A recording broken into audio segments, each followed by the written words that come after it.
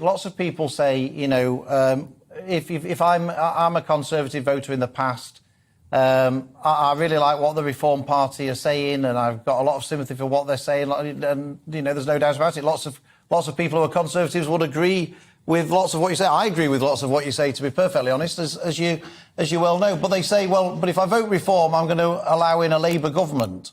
Is it your view that a Labour government would be no worse than a Conservative government?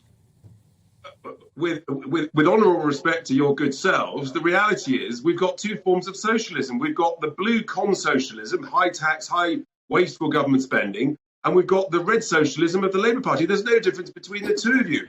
We're putting forward bold solutions, low tax, high growth, cut government spending, and having zero waiting lists and cheap energy. And I'm not going to let you get away with the lockdown thing purely because, yes, that was part of the problem.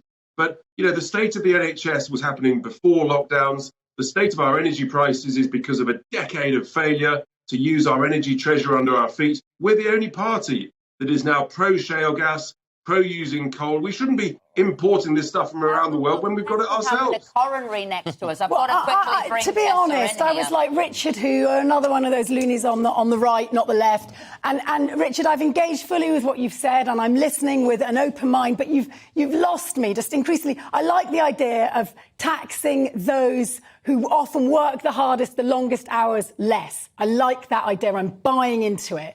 But I'm not buying into the idea that you can recoup the money the government would lose simply by cutting government waste. Who are you going to knock out? Phil, maybe yes. You haven't. Hang on.